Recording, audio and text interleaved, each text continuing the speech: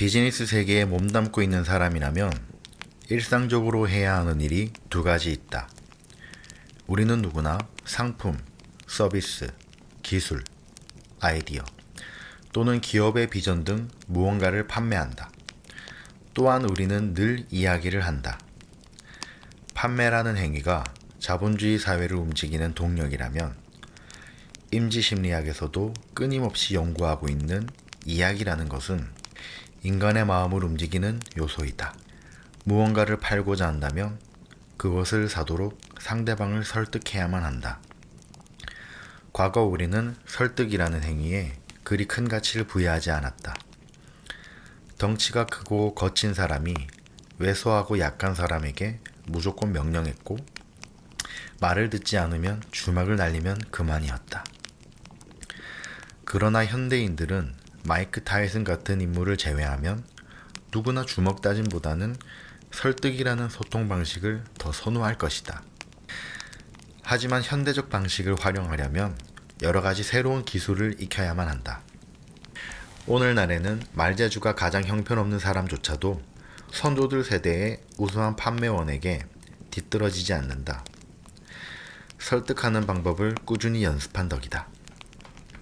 100년 전만 해도 사람들은 많은 것을 소유하지 못했다. 대부분 자영농으로 생계를 유지했다. 느릿한 계절의 변화를 따르는 농업이 생산 기반이었기 때문에 비즈니스라고 해봐야 1년에 한두 번 주소한 것을 내다 파는 것이 고작이었다. 가격은 시장에서 결정되었다. 사람들은 한 달에 한두 번 집마차에 올라타고 시내로 나가 잡화점에 들러서 장을 봤다. 진열된 물건들은 대부분 상표가 없었다. 비스킷을 사고 싶다면 가게에서 파는 것 중에서 골라야 했다. 진열대가 협소하고 운송이 어려워서 상품 선택에 제한이 있었던 것이다.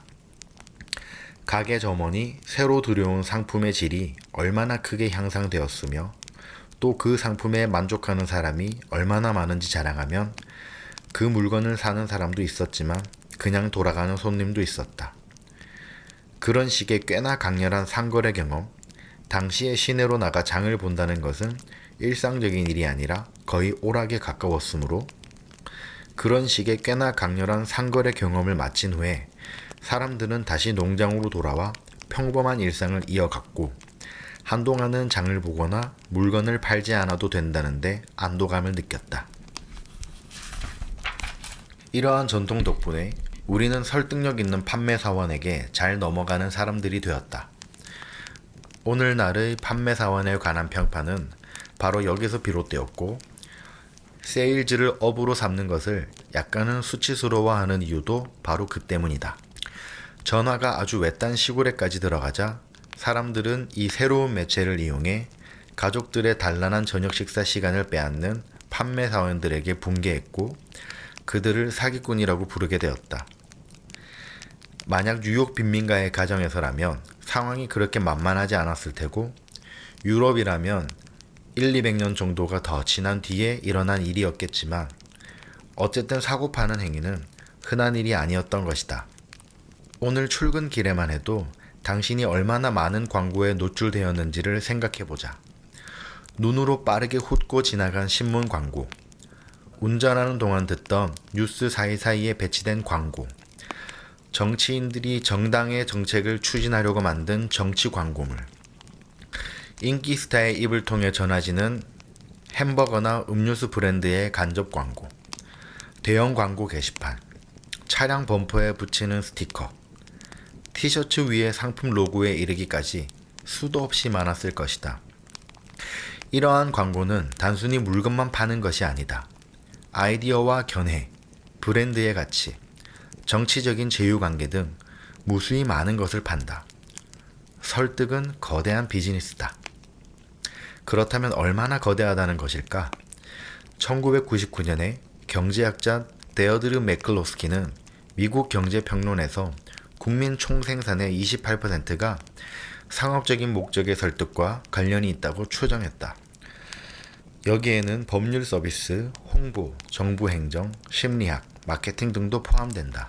이는 작년에 미국에서 거의 3조 3억 달러가 상업적인 설득, 즉 판매 홍보에 쓰였다는 것을 의미한다. 3조 3억 달러라는 금액을 다시 한번 생각해보라. 이 수치는 설득 전문가 집단이 세계 3위의 경제대국에 필적함을 의미한다.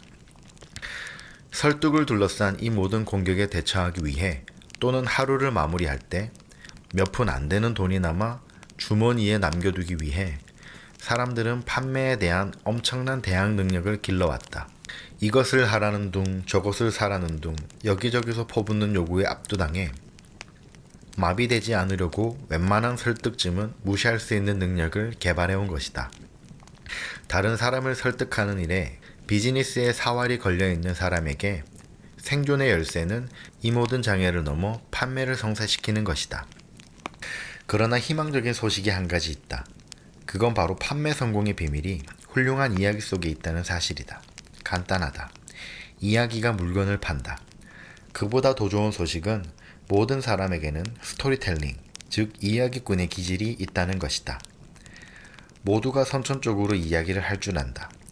그러한 능력은 우리 안에 바로 SOXP2라는 유전자에 내장되어 있다.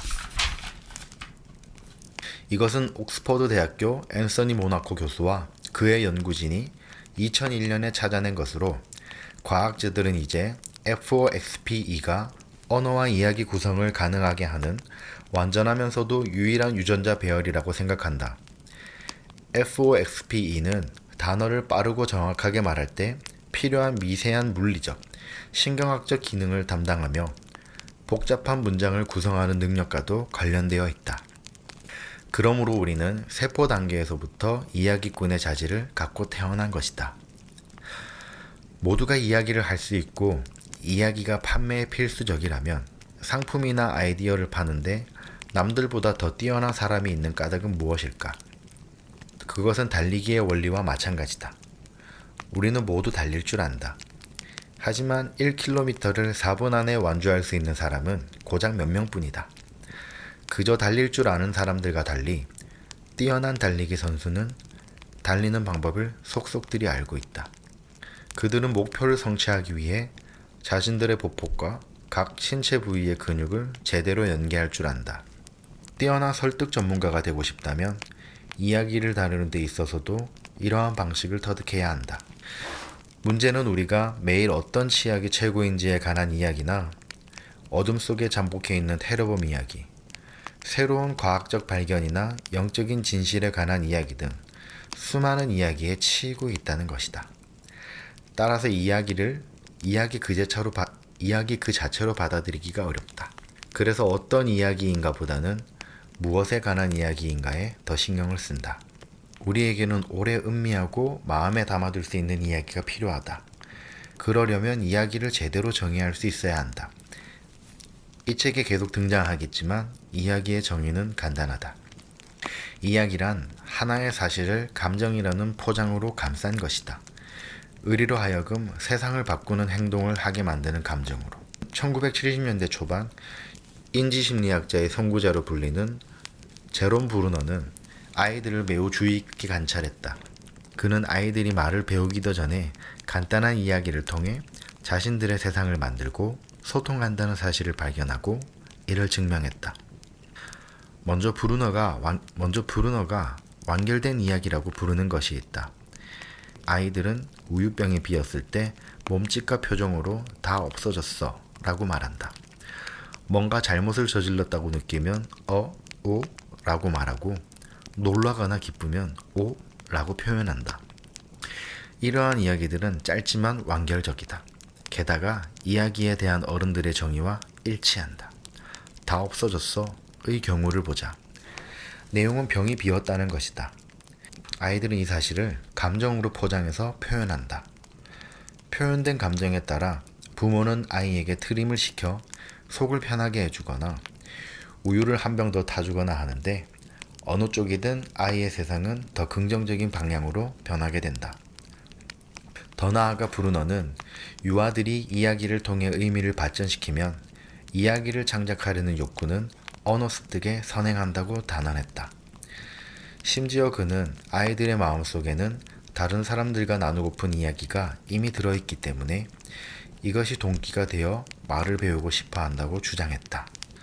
1981년에 브루너는 이러한 내용을 확장시킨 또 다른 연구에 참여했다. 그것은 에밀리라는 2살짜리 여자아이를 대상으로 한 것이다. 대학 교수인 에밀리의 부모는 아이를 침대에 눕혀놓으면 아이가 혼자 한참이나 제잘거리다가 잠든다는 사실을 알아차렸다. 아이가 있는 사람이라면 누구라도 경험해 봤을 것이다. 흥미로워진 에밀리의 부모는 아이의 방에 마이크를 설치하고 18개월에 걸쳐 가끔씩 아이의 혼잣말을 녹음했다. 그리고 총 122개의 테이프를 하버드 대학교의 캐서린 넬슨 교수가 이끄는 언어학자와 심리학자로 구성된 연구단체에 전달했다. 넬슨은 이 연구를 자신의 대표조서 요람에서 들려오는 이야기에서 소개했다. 부모가 나가고 방에 혼자 남았을 때 에밀리는 기분이 좋아서 중얼거린 것은 아니었다. 예상한 대로 그날 겪었던 흥미로운 사건에 관해 제잘거리기도 했지만 그 외에도 내일은 무엇을 할지, 누구와 할지, 기분은 어떨지에 관해 매우 상세하게 말하고 있었다. 경제학 용어로 설명하자면 에밀리는 시나리오를 짜고 있었던 것인데 가끔은 익살스러운 유머를 섞기도 했다. 브루노와 다른 연구자들은 에밀리가 단지 누군가와 대화하기 위해서만 이야기를 하는 것이 아니라는 사실을 인지했다. 아이는 이야기를 통해 현실감을 형성하고 수정해갔던 것이다. 물론 에밀리가 또래 아이들보다 언어 능력이 뛰어났을 수는 있다. 하지만 에밀리가 보여준 행동 양상은 그 또래의 아이들도 잠들기 전에 하는 보편적인 것이었고 의식하지는 못할지언정 성인이 된 우리도 여전히 하는 행동이다. 에밀리는 일상의 시실과 날씨를 엮어 기억의 양탄자를 짜고 있었고 그 행위를 통해 앞으로의 일들을 바라볼 정신의 렌즈를 만들고 있었던 것이다. 그리고 바로 이야기의 힘을 통해 그것을 해나갔다. 따라서 이야기는 생각의 내용일 뿐 아니라 우리가 생각하는 방식이기도 하다. 그것은 정신을 형성하는 가장 중요한 원리 중 하나이다. 아래 3가지 요소는 브루너의 연구에서 우리가 취해야 할 것이다. 이야기가 반드시 길 필요는 없다. 이야기를 꼭 말로 할 필요는 없다. 적시해야 하는 적절한 이야기는 우리가 스스로의 세계관을 형성하고 통제하는 데 도움이 된다. 테러 현장을 방문한 부시 대통령 이야기는 위의 3가지 요소를 잘 보여주는 예라고 할 수 있다. 2001년 9월 14일 부시 대통령은 9.11 참사 현장을 방문했다. 그곳에는 3일 전 세계무역센터가 붕괴되었을 때 사고 현장에 묻혀버린 3천여 명에 이르는 희생자 가운데 아직 생존자가 있을지도 모른다는 일말의 기대를 갖고 수색에 힘쓰던 구조대원들이 모여 있었고 부시 대통령은 그들 사이를 천천히 움직여갔다. 구조대원들과 이야기를 나누며 쓰레기 더미도 기어올랐고 흰색 안전모를 쓰고 있던 한 소방대원에게 희망의 말을 몇 마디 건네면서 그의 어깨에 팔을 두르기도 했다. 그러다 누군가 대통령에게 확성기를 전달했다. 부시 대통령은 무역센터의 잔해더미에 위에 서서 군중을 향해 간단한 연설을 했다. 연설은 감동적이었지만 그다지 기억에 남을 만한 내용은 아니었다. 정작 잊혀지지 않는 것은 잔해더미 위에 서서 소방대원의 어깨에 팔을 두르고 침착하지만 강력한 어조로 군중을 향해 이야기하던 대통령의 모습이다. 종종 한 컷의 영상으로 소개되거나 수백 개의 신문 1면을 장식하게 됐던 그 이미지. 그것이 바로 이야기다. 이것은 우리의 정의와 일치한다. 세계무역센터가 테러범의 공격으로 파괴되었다는 사실, 그것을 모든 국면에서 선명하게 보여주고 있기 때문이다. 소방대원의 어깨에 팔을 두름으로써 부시 대통령은 단순하지만 지극히 강렬한 감정, 즉 희생자들에 대한 연민과 다른 이들을 도우려다 숨져간 이들에 대한 존경심, 그들의 희생을 결코 헛되게 하지 않으리라는 확고한 결심으로 현실을 감쌌던 것이다. 돌아보면 그 이미지는 나라 전체가 집단 충격에서 빠져나와 무언가 해야만 한다고 마음먹는 계기가 되었다. 그리고 모든 것이 변했다. 그것이 바로 적절한 때에 던지는 적절한 이야기의 힘이다. 이제 이야기가 무엇인지 그럴듯한 정의를 내렸으니 이 책의 핵심 주제로 나아가 보자. 어떤 것이 좋은 이야기인가? 어떻게 해야 멋진 이야기가 될까? 흥행에서도 살아남고 상사의 사무실에서도 먹혀드는 이야기는 무엇이 다를까? 연예 산업에서부터 기업 컨설팅에 이르기까지 이야기를 만들어 시장에 내놓는 기업인으로 살아오면서 우리는 성공적인 이야기라면 모두 다음과 같은 5가지 기본 구성 요소가 있음을 깨달았다. 이야기에 담긴 열정, 청중을 이끌어 자신의 관점으로 이야기를 볼 수 있게 해주는 영웅, 영웅이 반드시 맞서 싸워야 하는 악당, 영웅을 성장하게 만드는 깨달음의 순간, 앞에 모든 과정을 거친 후 반드시 뒤따르는 영웅과 세상의 변화. 이것이 바로 모든 이야기를 구성하는 5가지 기본 요소이다. 왜 6이나 7이 아닌 5가지 요소일까? 이 궁금증을 해결하려면 우리는 문명의 발달 초기로 거슬러 올라가야 한다. 피타고라스는 서구 문화권 최초의 위대한 시스템 사상가였다. 그는 우리가 SAT를 보려면 반드시 외워야 했던 삼각형 정리와 그 밖에 많은 업적을 남겼다. 화성학 연구의 선구자이며 음계를 처음 만들어낸 사람이기도 하다. 또한 철학의 학문 체계를 세우고 철학이라는 이름을 지었다.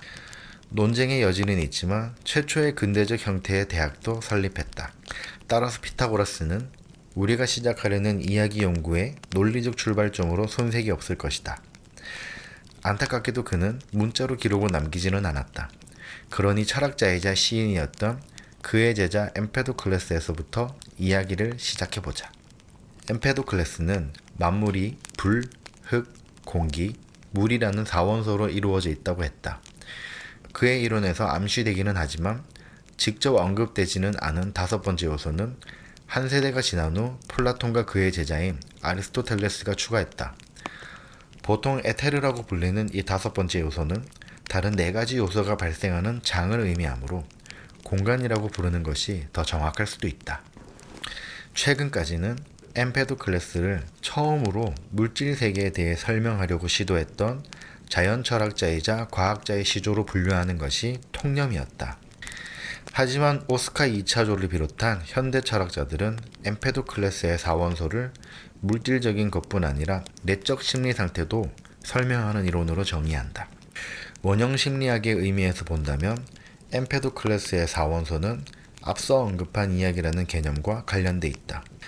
4원소의 근거에 바라보면 이야기는 선형 구조가 아니다. 이 고대의 4원소를 가장 잘 이해한 것으로 유명하고 영향력 있는 저서를 여러 권 집필하기도 한 2차조는 엠페도클레스의 4원소가 이디오트로픽하다고까지 말한다.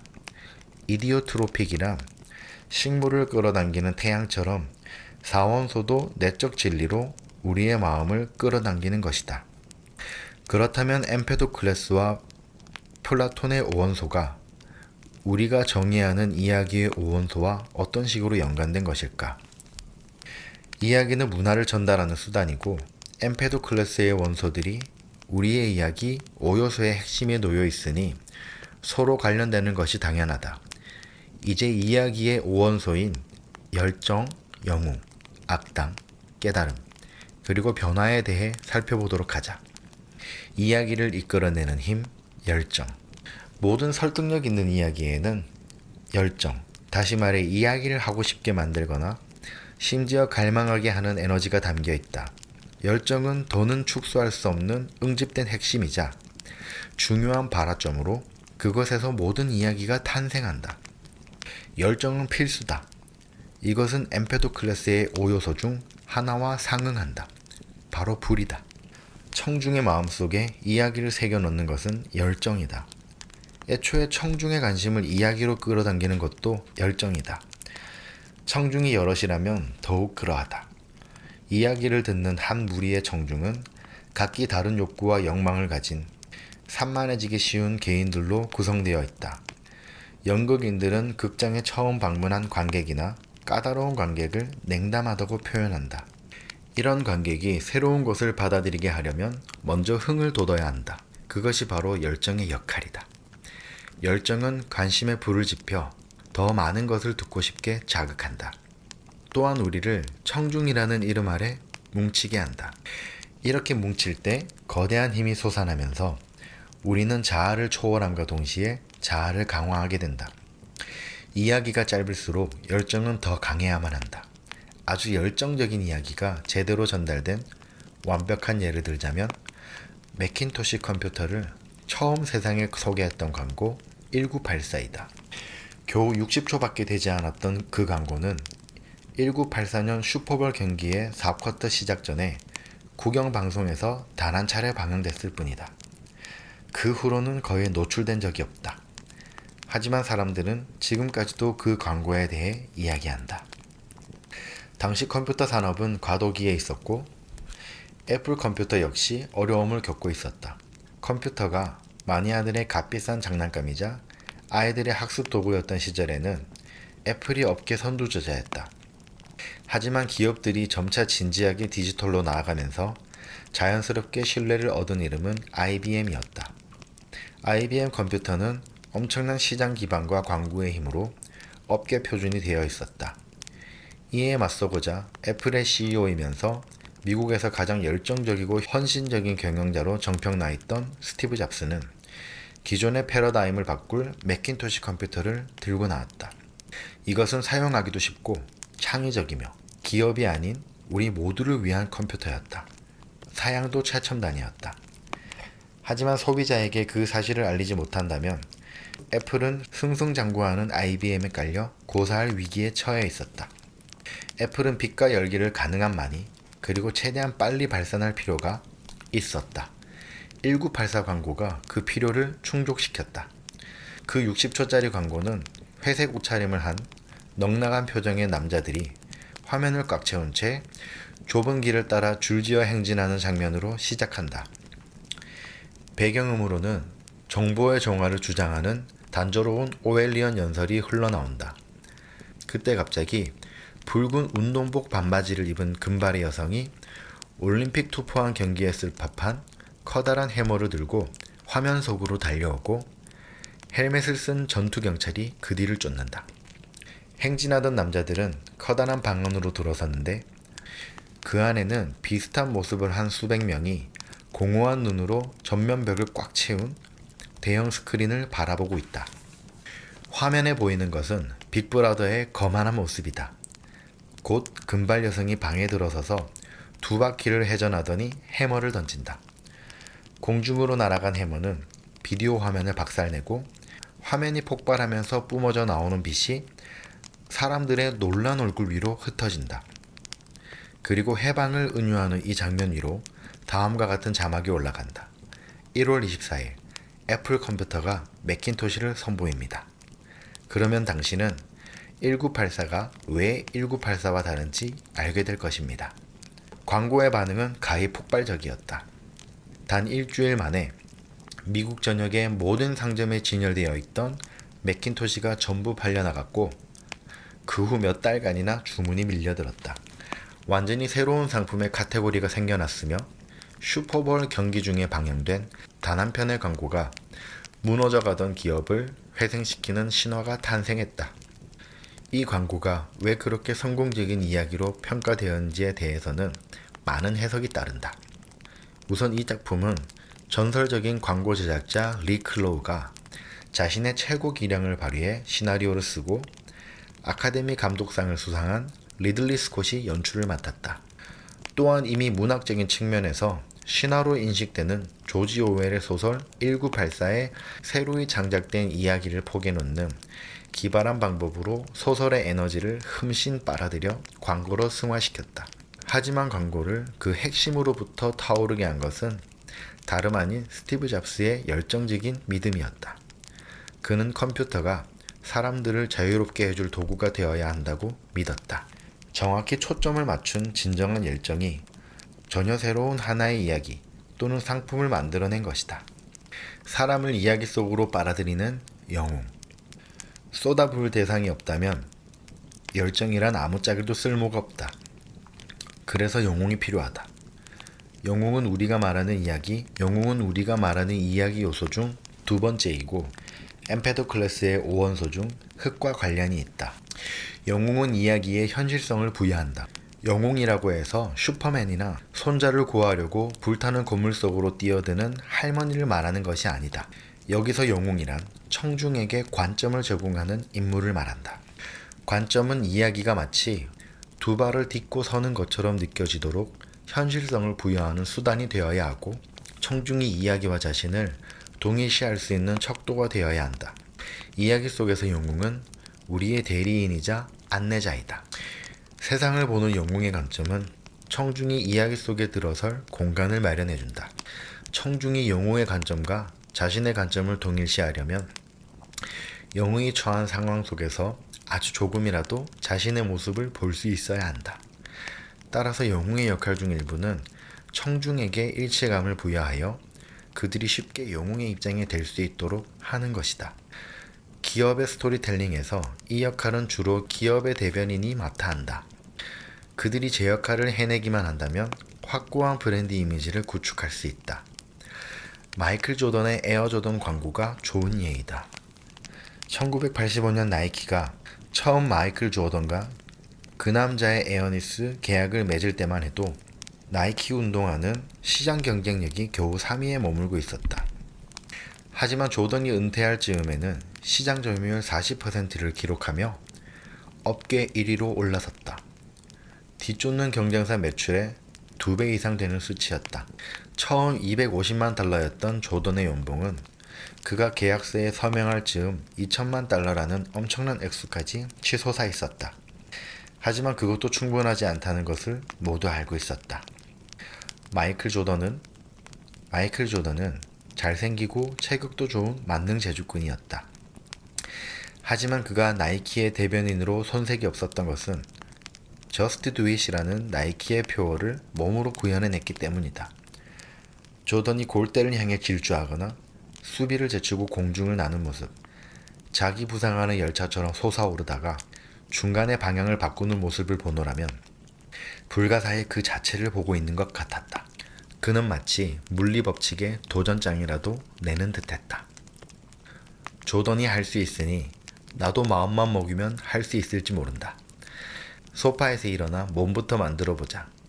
달리기를 하자. 농구도 좀 하고 뭐든 활동적인 것을 시도해보자. 나도 한번 해보는 거야. Just do it. 물론 신발부터 준비해야 할 것이다. 에어조던 캠페인이 끝나갈 무렵 사람들은 나이키의 이야기에 심취한 나머지 나이키 상표가 붙은 모자, 셔츠, 재킷 등 셀 수도 없는 나이키 상품을 머리에 쓰거나 입고 다니며 기꺼이 나이키의 광고판 역할을 했다. 사람들의 이야기와 나이키의 이야기가 동일시되고 마침내 하나가 된 것이다. 청중으로 하여금 자연스럽게 이야기 속으로 빨려들게 만드는 영웅을 창조해내는 것은 기업의 성공의 텔링이 성공하는 데 필수적이다. 특히 팔려는 것이 물리적 상품이 아니라 추상적인 개념일 경우에는 더욱 그렇다. 로널드 레이건은 훌륭한 이야기꾼이었다. 우리는 지금 대통령으로서가 아닌 워너브라더스가 배출한 영화배우이자 영화배우협회의 회장이었으며 라디오 프로그램 제네럴 일렉트릭 시어터의 사회자이기도 했던 로널드 레이건에 대해 말하는 것이다. 탁월한 커뮤니케이터로서 레이건은 영웅의 중요성을 잘 알고 있었다. 그는 진정한 영웅과 함께라면 아무리 무미건조하고 기술적인 내용이라도 개인적인 관점에서 볼 수도 있다는 사실을 알고 있었다. 따라서 대통령 연두교서 중 추상적인 개념이나 분열을 일으킬 만한 주제를 다룰 때면 그는 국제미술관을 예로 들어 설명하곤 했다. 그곳에는 자신이 강조하고픈 요점이 미국 영웅들의 모습으로 멋진 포즈를 취한 채 기다리고 있었기 때문이다. 레이건은 국가적 논쟁에 부딪히면 영웅을 이용해서 그 논쟁이 포괄하는 영역을 정의하고자 했다. 우리가 그의 이야기를 이해할 수 있었던 것은 바로 레이건의 영웅들이 우리에게 낯설지 않기 때문이며 그 영웅들도 우리와 별로 다를 바 없다는 사실을 알고 있기 때문이다. 이야기의 생동감을 불어넣는 악당. 문제는 물과 같다. 문제가 없다면 이야기는 말라서 사라져 버릴 것이다.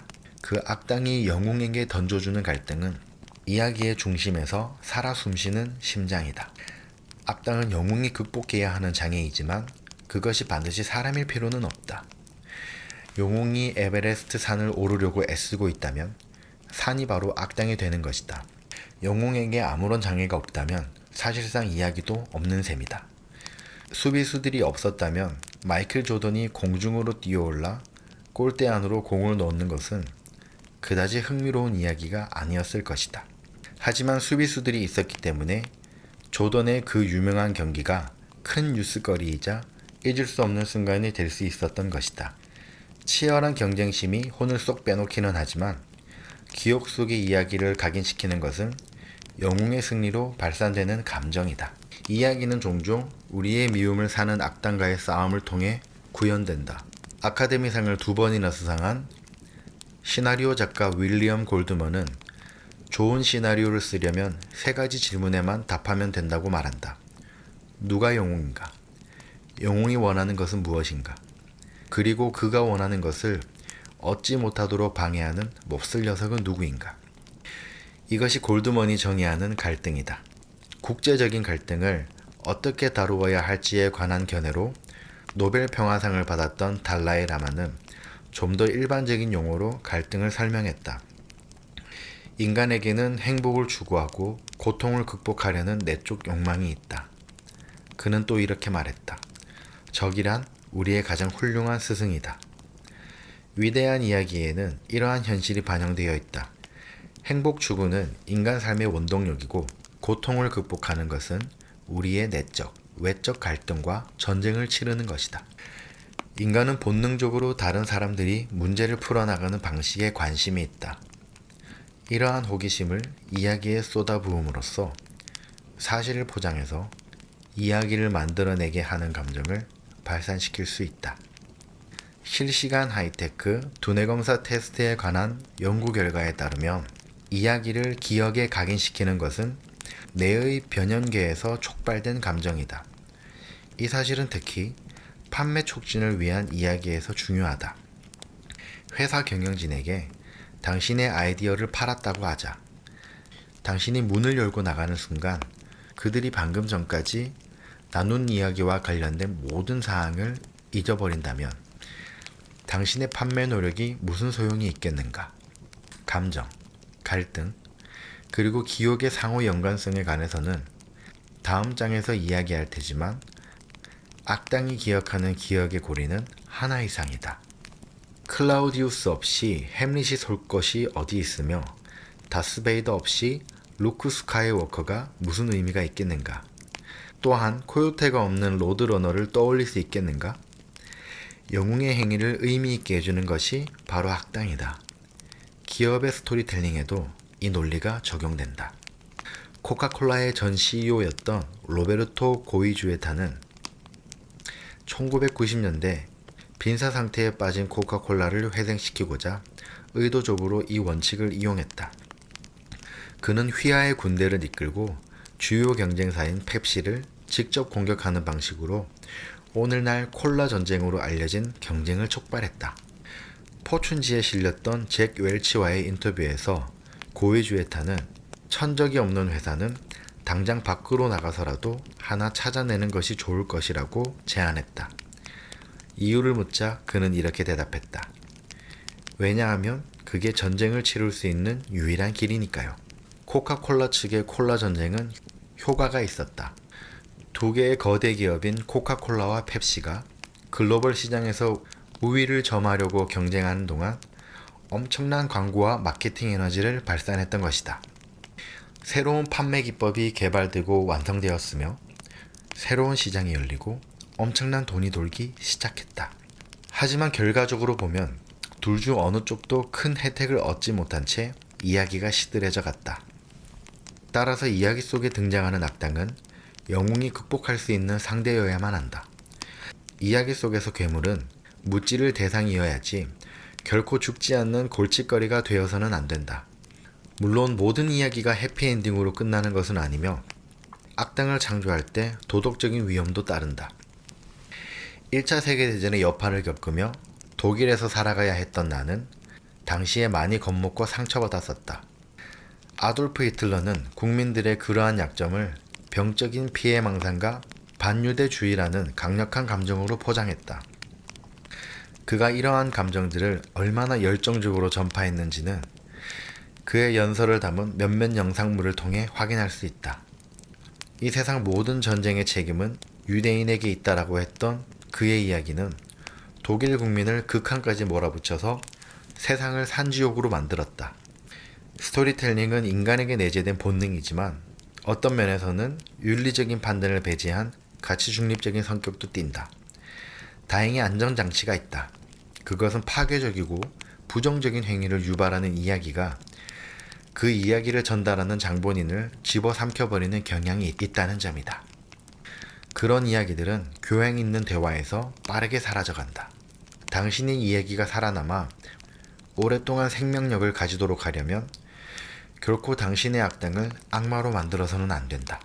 악마의 역할은 갈등을 만들어내는 것이 아니라 갈등을 표면 위로 부각시켜 극복할 수 있도록 하는 것이다. 마술 같은 힘을 주는 깨달음의 순간. 그렇다면 무엇이 영웅을 승리하게 만드는가? 악당은 어떻게 패배하게 될까?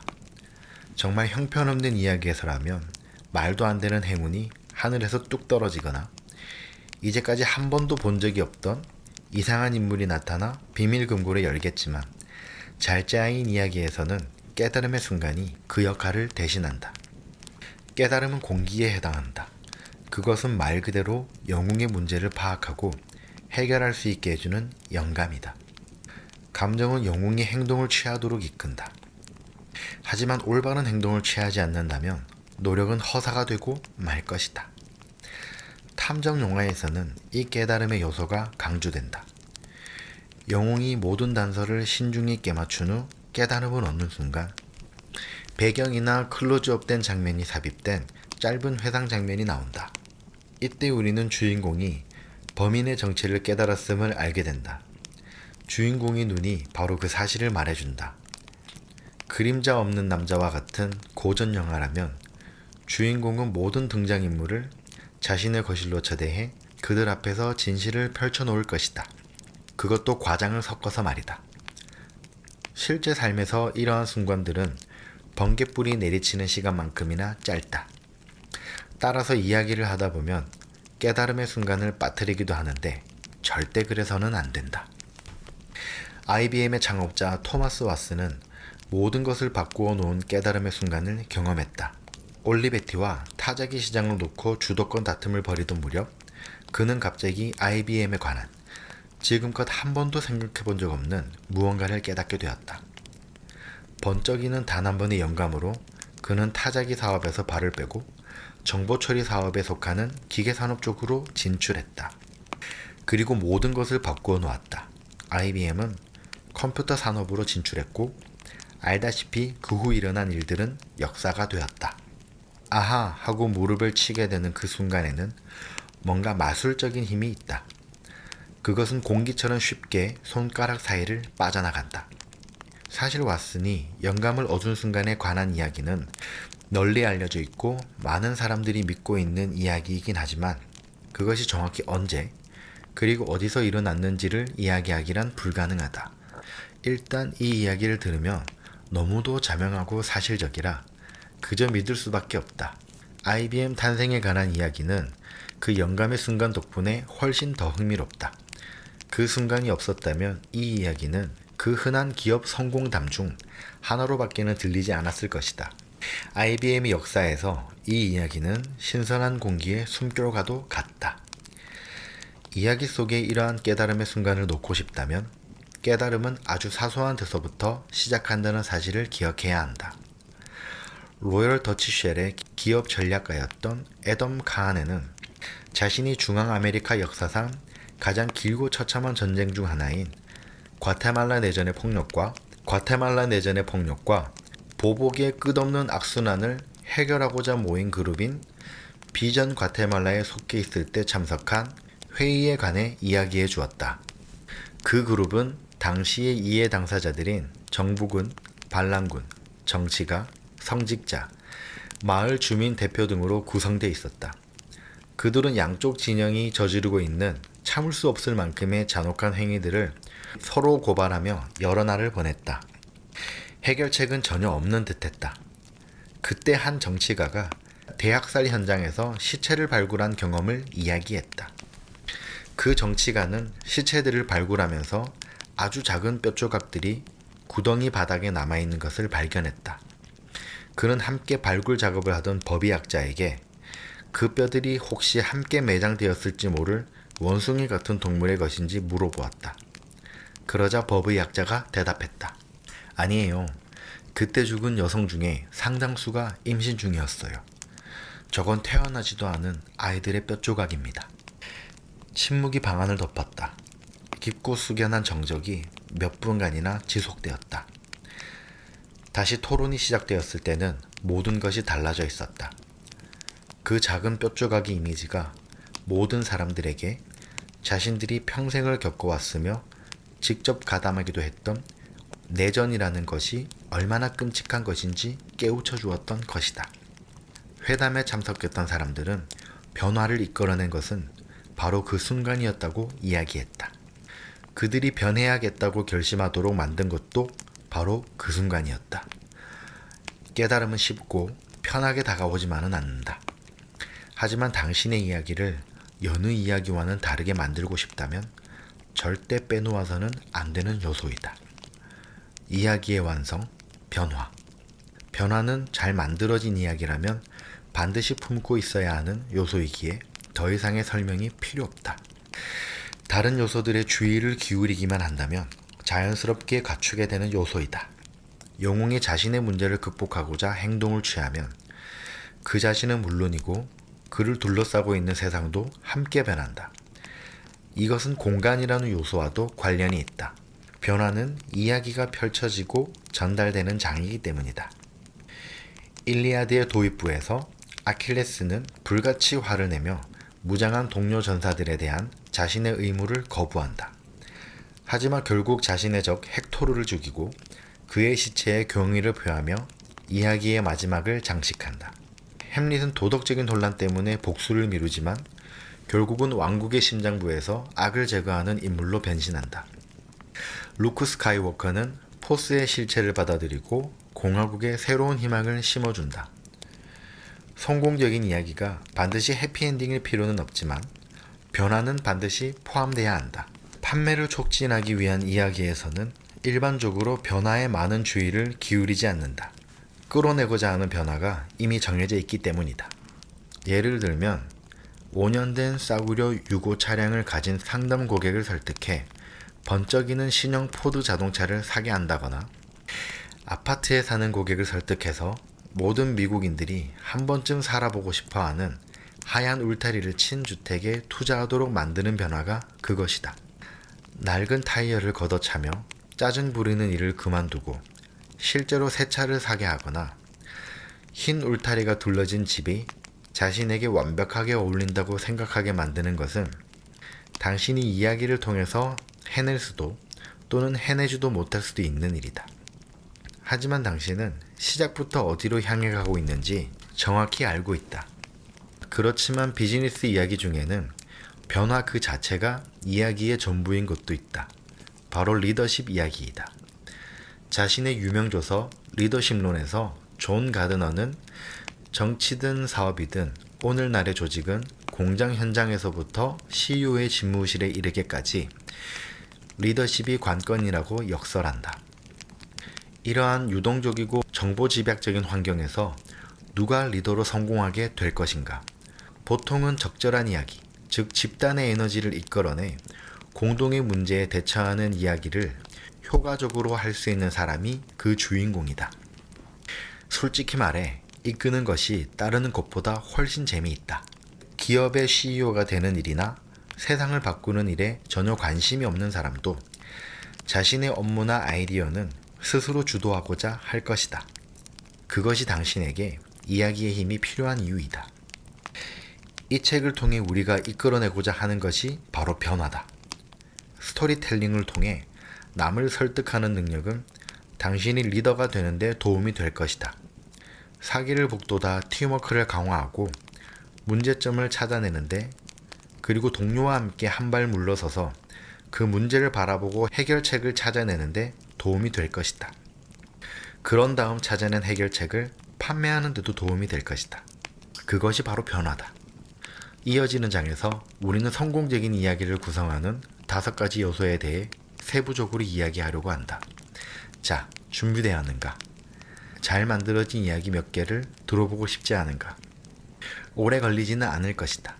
그리고 약속하건대 들어볼 만한 가치가 있을 것이다. 이 책에는 당신의 이야기 능력을 향상시켜줄 연습 문제도 들어있다. 시간이 오래 걸리거나 어렵거나 당황스러운 것도 아니다. 여기 첫 번째 과제가 있다. 우리가 요구하지 않아도 어떤 식으로든 여러분이 하게 될 일이다. 내일 3가지를 이야기하라. 어떤 것이라도 좋다. 보통 하루에 그보다 더 많은 이야기를 할 테지만 이번에는 앞서 거론한 5가지 요소가 각각의 이야기에 다 포함되도록 신중을 기해야 한다. 그리고 이야기를 하는 도중이나 끝낸 후에라도 다음의 질문 목록을 점검표로 활용해 이야기를 훑어보도록 하자. 열정. 내가 왜 그 이야기를 했을까? 왜 그 문제에 신경을 쓸까? 이야기를 듣는 사람도 신경을 썼을까? 영웅. 누구에 관한 이야기였나? 듣는 사람도 주인공의 관점을 받아들였을까? 악당. 주인공은 어떤 문제에 직면했는가? 그 이야기를 한 것이 나와 듣는 사람에게 어떤 느낌을 주었을까? 깨달음. 이야기 속에서 주인공은 무엇을 배웠을까? 이야기가 빛을 발하게 하려고 사실에 덧붙인 것은 무엇인가? 변화. 이야기 속에서 어떤 변화가 일어났는가? 이번에는 다른 사람이 하는 이야기 3가지를 같은 질문을 적용하며 들어보아라. 왜 그들이 나에게 이 이야기를 할까? 그 이야기는 실제로 누구에 관한 것일까? 등등의 질문을 떠올리면 된다. 이것은 어렵지 않은 연습이다. 당신이 스스로 얘기하지 않는 한 아무도 당신이 연습 문제를 풀고 있다는 사실을 알지 못한다. 또한 요령을 터득하는 것도 놀랄 만큼 쉽다. 이 방법으로 다른 사람의 이야기도 쉽게 기억할 수 있을 것이다. 어쩌면 그래서 이야기를 수집하게 될지도 모른다. 실력 있는 세일즈맨이라면 누구라도 아는 사실일 테지만 다른 사람의 이야기를 수집하는 것은 매우 가치 있는 습관이다. 오늘도 고생하셨습니다. 헤르만의 서재 정우였습니다.